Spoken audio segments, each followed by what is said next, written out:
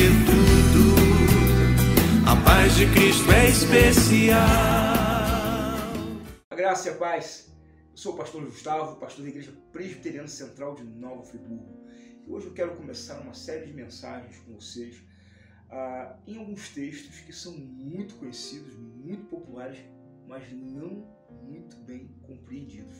E hoje eu quero começar por Isaías 53, um texto fundamental, um texto que é, na verdade, uma profecia messiânica da vinda do Senhor, profetizado pelo profeta Isaías, que viveu aproximadamente 700 anos antes de Cristo. E aqui existem muitas verdades, existe uma palavra de esperança extraordinária nesse texto, mas também ele é fonte de muitas incompreensões. E essas incompreensões acabam desembocando num exercício equivocado da fé. Eu gostaria de, a partir desse programa, compartilhar com vocês algumas perspectivas da teologia reformada. Uma teologia que pode nos ajudar a elucidar casos não tão claros, dúvidas muitas vezes frequentes na nossa fé e no exercício da leitura da palavra de Deus. Então, acompanhe aí, porque eu vou fazer a leitura de um pequeno trecho do capítulo 53, do início desse capítulo, e quero compartilhar depois as minhas opiniões, as minhas observações em uma breve, mas eficiente exposição desse texto. Isaías 53, verso 1. Acompanhe a leitura do texto aí. Quem creu em nossa pregação? E a quem foi revelado o braço do Senhor? Porque foi subindo como renovo perante ele, e como raiz de uma terra seca não tinha aparência nem formosura. Olhamo-lo, mas nenhuma beleza havia que nos agradasse. Era desprezado e o mais rejeitado entre os homens. Homem de dores e que sabe o que é padecer. E como um de que os homens escondem o rosto, era desprezado e dele não fizemos caso. Certamente ele tomou sobre si as nossas enfermidades e as nossas dores levou sobre si. E nós o reputávamos por aflito, ferido de Deus e oprimido. Mas ele foi traspassado pelas nossas transgressões e moído pelas nossas iniquidades. O castigo que nos traz a paz estava sobre ele, e pelas suas pisaduras fomos sarados. Todos nós andávamos desgarrados como suas ovelhas. Cada um se desviava pelo caminho, mas o Senhor fez cair sobre ele a iniquidade de todos nós. Amém? Até aqui, o texto continua e a exposição e a revelação messiânica no Antigo Testamento continua, mas até aqui é suficiente para a gente ver alguns conceitos importantes aqui. Bom, em primeiro lugar, o texto começa apresentando Jesus de uma maneira muito interessante. Quem creu em nossa pregação? Na verdade, antes da apresentação do Messias, nós temos aqui a apresentação de um povo, de um público, onde se questiona a crença na pregação da palavra de Deus. Quem creu em nossa pregação? E a quem foi revelado o braço do Senhor? É uma crítica importante que é feita, é uma crítica que deve ser considerada, em primeiro lugar, no contexto anterior, no contexto mediano e no contexto presente. Quando eu digo anterior, anterior a Cristo. O povo que recebe a profecia da vinda do Messias não aceita, ou então aceita a sua própria maneira. Perceba que a vinda do Messias ela era aguardada de uma maneira diferente do que aconteceu. Na verdade, diferente do que foi prometido. Por quê que era aguardada assim? Porque não se compreendeu aquilo que foi prometido. Muitas pessoas gostam de dizer, eu creio nas promessas. Amém, isso é importante. Mas uma outra coisa tão importante quanto crer nas promessas é, você entende as promessas? Você entende o que foi prometido? Quem creu em nossa pregação? E a quem foi revelado o braço do Senhor? É uma crítica aos nossos dias. mas uma crítica também ao povo de Isaías que não recebeu de maneira adequada a profecia, uma crítica ao povo da época de Jesus que rejeitou o Messias e uma crítica ao nosso povo que não consegue receber de maneira eficaz a revelação do braço do Senhor. Por quê? Porque esperam um Messias tal qual esperou o povo na época de Jesus. Por que Jesus não foi aceito? Por que ele foi rejeitado? Porque ele não atendeu à expectativa equivocada do povo. Judas, ele protagoniza e personifica a expectativa que o povo tinha de Jesus. Esperava-se um Messias libertador, esperava-se um Messias que resolvesse problemas de natureza política, de natureza econômica, de natureza humana. Embora Jesus tivesse o poder e a autoridade para resolver algumas dessas questões, ele não veio para isso. Ele não veio para resolver problemas econômicos, ele não veio para resolver problemas políticos, ele não veio para resolver problemas humanos. Nosso Messias é espiritual. Logo, ele veio para resolver problemas espirituais. Quem creu na nossa pregação? Será que o problema da época de Isaías, será que o problema da época de Jesus são problemas diferentes da época que nós vivemos hoje?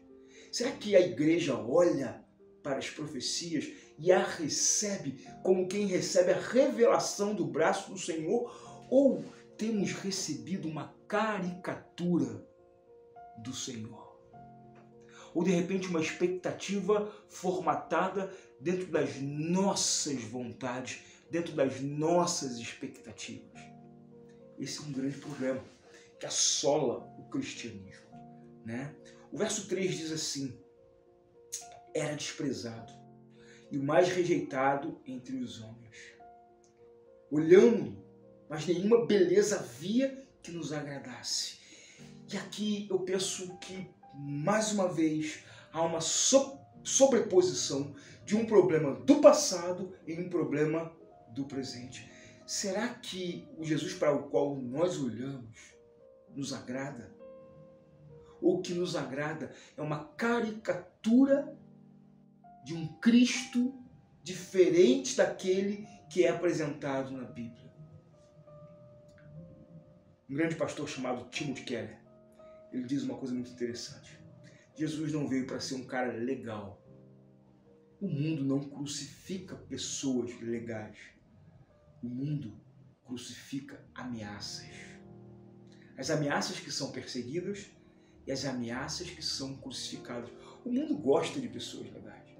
O mundo bota nos altares, o mundo coloca nos cenários de exposição, nas vitrines, das redes sociais, as pessoas legais. Nós exaltamos as pessoas legais, pessoas que vieram para ser legal, para botar a mão sobre a cabeça. E o processo de humanização do Cristo, que acontece não só na nossa geração, mas nas gerações passadas, é exatamente atribuir características e um caráter de um cara legal para Jesus. Jesus não era um cara legal. Jesus foi alguém que criticou, Jesus foi alguém que confrontou, Jesus foi alguém que contestou todo um sistema. Ele teve a coragem de ir na essência da religião e dizer: vocês estão errados, vocês não entenderam a profecia, vocês não entenderam o sentido, vocês mudaram tudo, vocês colocaram tudo para o jeito de vocês, vocês trouxeram a teologia espiritual para o campo humano, vocês humanizaram demais aquilo que deveria ser espiritual, e aquilo que deveria ser humano, vocês espiritualizaram. Algumas coisas que são humanas, algumas coisas que são antropológicas, algumas coisas que são sociais, muitas vezes a igreja espiritualiza. E aquilo que é espiritual, ela traz para o contexto humano. Um grande problema, uma grande chave mestra que tenta se colocar na Bíblia para abrir as portas para a vontade humana, aniquilando assim a soberania e a supremacia de Cristo. Porque quando nós humanizamos o Evangelho, nós trazemos o controle da palavra para a nossa mão. É por isso que você vai ver cultos evangélicos anunciando milagres, você vai ver culto evangélico anunciando maravilhas e prodígios, como se o homem tivesse a agenda e o controle do Espírito Santo em suas mãos. Falta entender. E aí, quando Jesus ele é apresentado como alguém que não se submete ao sistema, seja ele religioso, político, econômico, ou qualquer um que seja, ele se torna desagradável. E aí a profecia começa aqui a fazer sentido, né? Não tinha aparência nem formosura, olhamo-lo, mas nenhuma beleza havia que nos agradasse. Ele era desprezado, homem de dor, e sabe o que é padecer. Querido, nós temos aqui um problema muito sério, porque Jesus continua exatamente assim. O povo não tem paciência para ouvir uma exposição. O povo só quer receber milagre, o povo só quer receber profecia, o povo só quer receber palavras de bênçãos, mas o povo não quer receber nenhum tipo de confronto, nenhum tipo de exortação. Ele continua sendo desprezado. Porque quando você despreza a palavra de Jesus, você despreza o próprio Jesus. Quando você despreza a doutrina do Cristo, você despreza o próprio Cristo. Eis um problema central nas Sagradas Escrituras, na interpretação daquele que a lê e não compreende. Nutre uma fé substancial, nutre uma fé absolutamente subjetiva, mas uma fé não baseada pelas Sagradas Escrituras. E aqueles que assim o fazem, deixando a Bíblia ser a bússola que dirige o teu caminho, são chamados muitas vezes de radicais, são chamados de conservadores, são chamados muitas vezes de biblistas, de radicais. Por quê? Porque a Bíblia não é mais.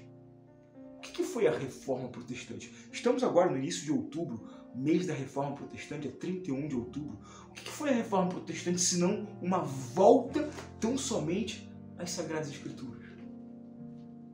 E cometemos o mesmo erro da Idade Média, nos afastamos cada vez mais das Sagradas Escrituras.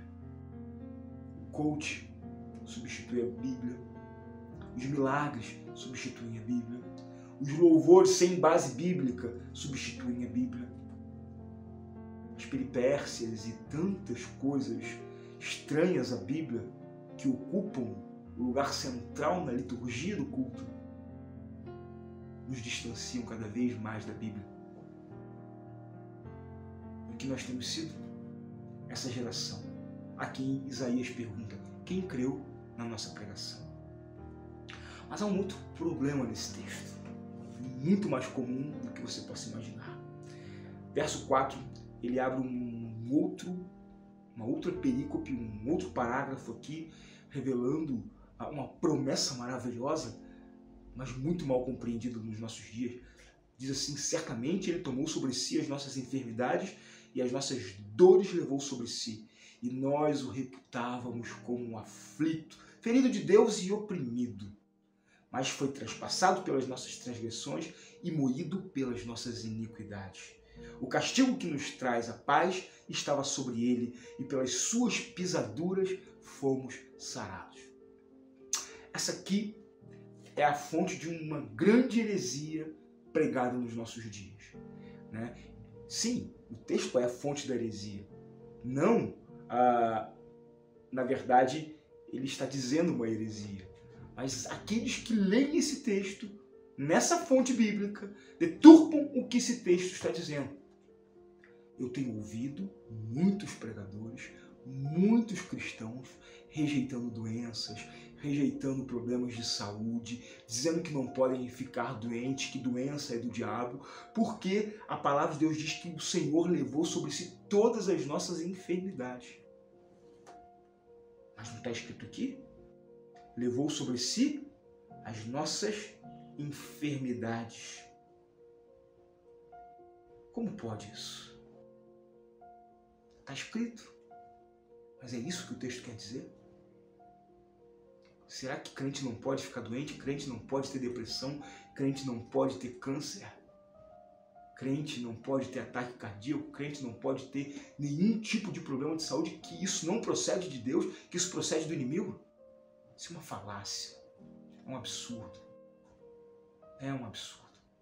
Perceba que o texto diz, no verso 5, que ele foi traspassado pelas nossas transgressões e moído pelas nossas iniquidades. A razão pela qual ele morreu não foi uma doença física, mas foi a pior doença que a humanidade já enfrentou desde a criação do homem. E essa doença se chama pecado. Ele morreu por causa dos nossos pecados.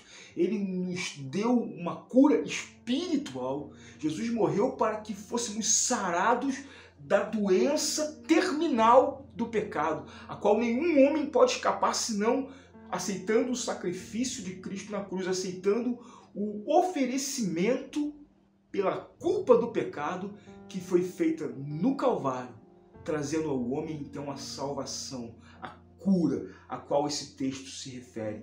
O castigo que nos traz a paz estava sobre ele e por suas pisaduras fomos sarados. Ou seja, o nosso castigo do nosso pecado foi sobre o nosso Senhor. E as suas pisaduras nos trouxe a paz e toda a cura. É isso que esse texto está dizendo. Então, querido, a tua doença, com certeza, ela é consequência do teu pecado. Mas esse pecado pode levar você a uma morte física. Mas se você estiver em Cristo Jesus, você não experimentará a morte espiritual. É o que esse texto nos diz.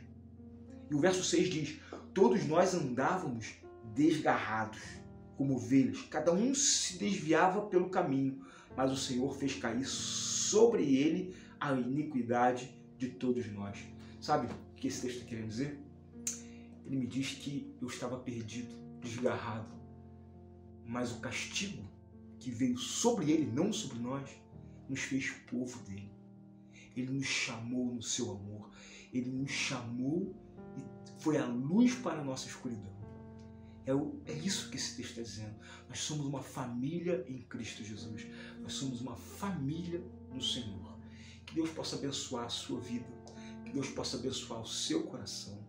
Eu vou estar fazendo uma série de mensagens. Se você quiser que eu explique algum texto que você tem dificuldade de compreender, eu vou colocar o e-mail aqui da igreja, Igreja Presbiteriana Central de Nova Friburgo, que é o ipcnf@yahoo.com.br. Vai estar aparecendo aqui o e-mail da igreja. Manda um e-mail para a nossa igreja sugerindo um texto que você gostaria que eu estivesse explicando aqui. Participe do programa Graça e Paz. Espero que tenha sido bom para você, que você tenha ouvido bem, percebido bem esse texto e que você possa colocar em prática na sua vida. Que Deus te abençoe. Até o próximo programa. De coração, irmão, quero te declarar a paz que vem de Jesus e vale muito, muito mais do que ouro ou outro metal, mais do que tudo, a paz de Cristo é especial.